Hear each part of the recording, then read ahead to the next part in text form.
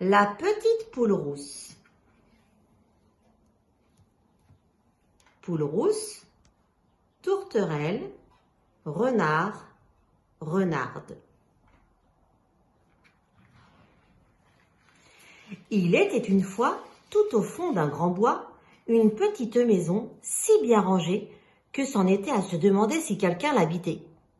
La maîtresse du logis, qui s'appelait Poule Rousse, passait en effet tout son temps à briquer, à nettoyer et à astiquer, car elle ne supportait pas de voir le moindre grain de poussière, un rideau de travers ou un napperon à l'envers. Lorsqu'elle n'avait pas un plumeau à la main, elle recevait chez elle Tourterelle, sa meilleure amie. « Roux, roux, roux !»« C'est moi !» roucoulait la tourterelle en frappant délicatement à la porte du bout de son aile. « Cote, cote, cote !»« Entre donc !» caquetait Poule Rousse, toute heureuse d'avoir de la visite. Jamais lassée de se retrouver, elle discutait jusqu'au coucher du soleil ou bien jouait aux cartes en croquant des petits gâteaux aux amandes.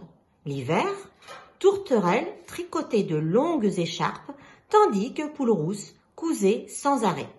En effet, celle-ci adorait par-dessus tout faire des ourlets, repriser des chaussettes ou raccommoder des torchons. Elle avait d'ailleurs en permanence dans son tablier une paire de ciseaux, un dé à coudre et une aiguille déjà enfilée. Comme Poule Rousse était toujours serviable et souriante, les animaux l'aimaient beaucoup. Ils disaient d'elle « Quelle adorable poulette, cette Poule Rousse, elle est aussi gentille que dodue et si douce !» Un matin, Renard, qui traînait dans les parages, entendit ces louanges. Aussitôt, il eut l'eau à la bouche et se dit « Quoi ? Une poulette dodue, à souhait, habite cette contrée. Je m'en vais de ce pas te préparer une surprise, jolie volaille. » Tout content de sa trouvaille, il fila sans tarder vers son terrier. « Vite, ma chérie, dit-il à sa femme, j'ai repéré une poulette merveilleusement dodue et je sais où elle habite. Donne-moi un grand sac et mets-le sur le feu, la plus grosse de nos marmites. » Aussitôt dit, aussitôt fait, Renard repartit sur le champ. Renard s'approcha de la maison de Poule Rousse à pas de loup et se camoufla derrière un buisson. Quelques minutes plus tard, la porte s'ouvrit. « À demain, ma bonne amie, roucoula Tourterelle. À demain, ma chère, caqueta Poule Rousse. » Une fois la tourterelle envolée, la poule sortit cueillir des fleurs pour faire un joli bouquet. Renard sauta sur l'occasion et se glissa dans la maison. Caché derrière la porte, il attendait patiemment le retour de Poule Rousse. Lorsque celle-ci entra, Renard l'attrapa et cric et crac, la fourra dans son grand sac. Tout joyeux, il s'en alla son fardeau sur le dos. « Quel bon festin je vais faire !» se disait-il en sifflotant. Pendant ce temps, Poule Rousse, qui avait du mal à respirer, ainsi enfermée, tentait malgré tout d'appeler au secours. « Cote, cote, cote !» criait-elle en se demandant bien qui pourrait lui venir en aide à une heure si tardive. C'est alors que Tourterelle, perchée sur un arbre voisin, entendit les cris de son amie. Elle regarda à droite, puis à gauche, et aperçut enfin le renard et son sac. Son cœur battait à tout rompre. Elle devait agir vite. Malgré sa peur, elle se posa devant le renard en faisant mine d'être blessée.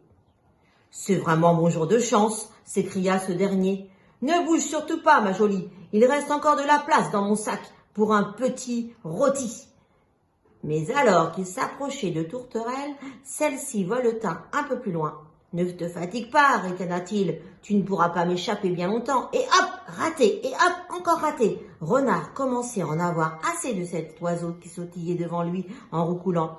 Il ne savait pas que Tourterelle disait « Dépêche-toi, Poule Rousse, sauve-toi pendant que j'occupe cette fripouille. » Au son de la voix de son ami, la poule reprit courage.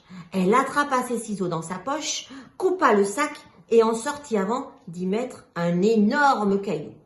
Elle recousut ensuite la toile en un tour de main. « Quand son ami fut saine et sauve, Tourterelle s'envola à tire d'aile. « Satané bestiole !» s'écria Renard, qui n'en croyait pas ses yeux. « Oh, puis tant pis, j'ai de quoi manger aujourd'hui. Mais ton tour viendra, compte sur moi. » Arrivé chez lui, Renard tendit fièrement son sac à sa femme pour qu'elle le soupèse. « Comme il est lourd! Comme cette poulette doit être grassouillette !» s'exclama-t-elle en embrassant son mari. « Vite, jette-la dans la marmite !» dit Renard en se léchant les babines. Plouf! La pierre tomba dans l'eau bouillante en éclaboussant si fort les renards qu'ils quittèrent leur maison en hurlant de douleur. Jamais, jamais plus on n'entendit parler d'eux. À la suite de cette aventure, Poule-Rousse proposa à Tourterelle de venir habiter chez elle et les deux amies vécurent heureuses, ainsi réunies.